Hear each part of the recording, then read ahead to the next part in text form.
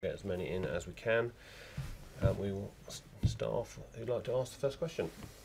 What were the conditions out there today, and do you feel like it affected your game? I know it was a bit windy, but I think that Donna played a good match, and it's just a tough day for me. Anything in particular you felt wasn't working for you out there? No, just a lot of things weren't going as I would have liked them to. Sometimes it happens, but all things that I could have controlled, move my feet a little bit more, things like that. But yeah, like I said, just a tough day. So you mentioned that the footwork, is that to do with the transition from clay to grass, or is it just something you have to work on in training? Yeah, it's obviously tough. The balls from clay to grass are completely different. The ball stays very low here, and you have to make a little bit more of an adjustment. But everyone's dealing with the same conditions, so it's not just me. What has your training been like since the French Open? When did you first get on grass, and how had you thought your preparation had been going? Yeah, I thought it was good. I had a good training block after French. I did more than I would normally do. So coming in here, I thought not too bad. I thought I'd have not a great tournament, but just I was feeling good about myself and the way I was playing. Obviously, a bit of confidence coming off of a French Open final, as any player would. But yeah, just today was unfortunate, unlucky, and I played a good player on grass, so that's tough, and sometimes that happens. Sloane, would you maybe think about going forward playing a lead-up tournament next year coming into Wimbledon, or is this preparation the best for you? Yeah, every player is different, but I think that I did what was best for myself, and every year is different, so maybe next year I'll play a different schedule, maybe not, just kind of depends. Sloane, you're coming in to Wimbledon for the first time as a Grand Slam champ, coming off a big French Open. How much more pressure, be it internal, external, were you feeling here? Not much. I had no points to defend. This is where I started playing last year. Just happy to be back here and not injured. So I think for me it was kind of pretty light and was looking forward to it. Like I said, I'm fortunate to play, Donna, she's a good grass court player, and I didn't play my absolute best, so that's not what you want. But yeah, it's just something you kind of just got to roll over and move on and get ready for the hard court season. Pretty frustrated in the first set and the second set. Drew, just talk about it a little bit more. Yeah, it was frustrating. Obviously, I wasn't making the shots that I wanted to make. I wasn't being as consistent as I wanted to. My feet were a little bit slow. Just my adjustment steps weren't there. And like I said, sometimes it happens. There's nothing more, nothing less to it. But yeah, I wish I would have made some more shots. Sloane, Serena was in here yesterday talking about her frustration with the inconsistency in the number of times different people are tested out of competition by USADA. Do you have any thoughts on that? Are you at all cognizant of how many times you're tested via your competition, and any thoughts on that at all? Yeah, no, I don't know how many times people get tested or what the number is each person. I have no idea, but I do think the testing should be fair all the way around, and that's pretty much it. Sloane, I wanted to ask you about some comments Judy Murray made, where she said tennis was due a Me Too moment, and she talked about the tour being very difficult for vulnerable young girls, and she said everyone had heard examples of abuse. Just wondered whether you had any thoughts about whether there needed to be some kind of Me Too reckoning in tennis.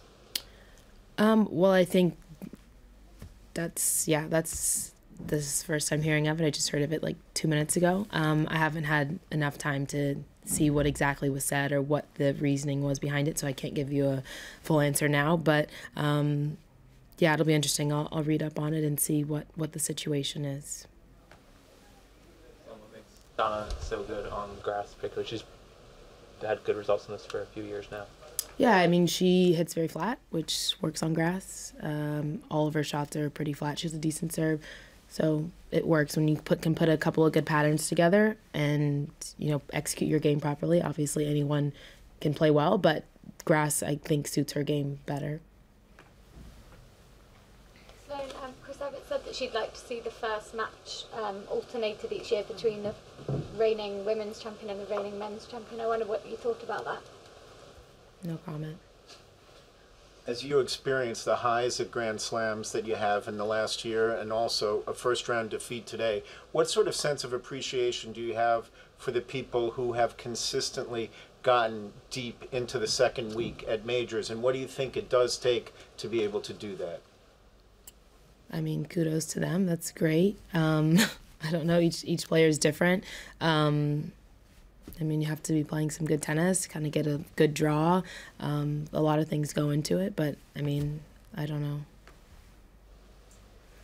What's your process like when you obviously had such a great results at the French, at US Open last year, feeling better after the foot injury, and then you come here and you have a result like this. Just over the next couple of weeks, what will your process be like in order to kind of put it into context and to get in a place where you feel competitive? You just have to do whatever suits you, whatever my coach thinks is best for me, whatever I think is best for me. I'll just focus on whatever I want to focus on, work on whatever I want to work on, not pay attention too much to what everyone else is doing or whatever. Just focus on myself and get in good shape and get excited to play the hard court season. What allows you to not be bothered too much or sidetracked or change things a lot if you do have setbacks? What, the losing streak after the U.S. Open Championship or a first-round exit here or there. Some players will look for a new coach or try to change things up, and you haven't, at least as far as we know, I guess, made radical changes like that. What is it that allows you to keep moving forward, not let something like that change your course? Well, I think that we play a very long season, and there's no one that's going to win every single week, and sometimes you're going to lose. Even the number one player in the world loses, like, it happens.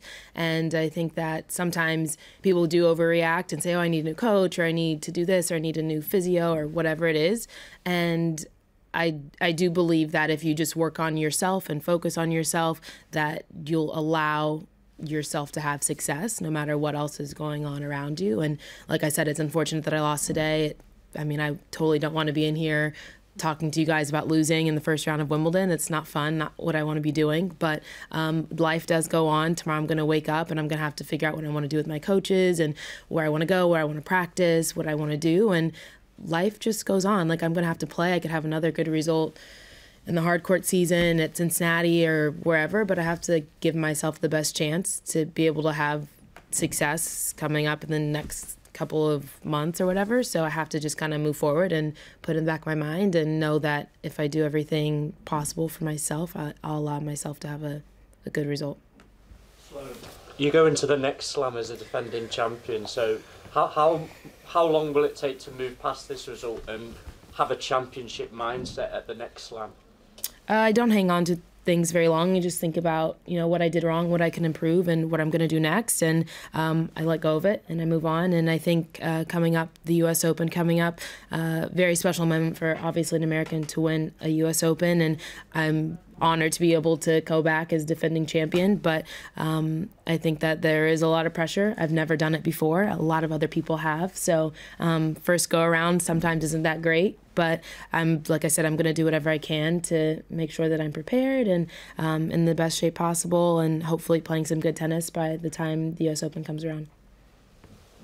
Sloane, were you very nervous? Were you mad? Were you happy? What were you doing out there? Today? Today.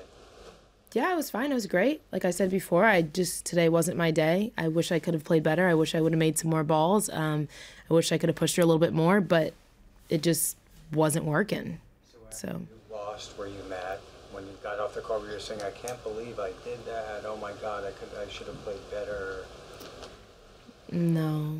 It's unfortunate. The same thing I say to you, the same thing I say to my coach. Like, man, that was unfortunate. She played well. Like, there's not too much you can do. I'm not going to, go cry about it and bang my racket.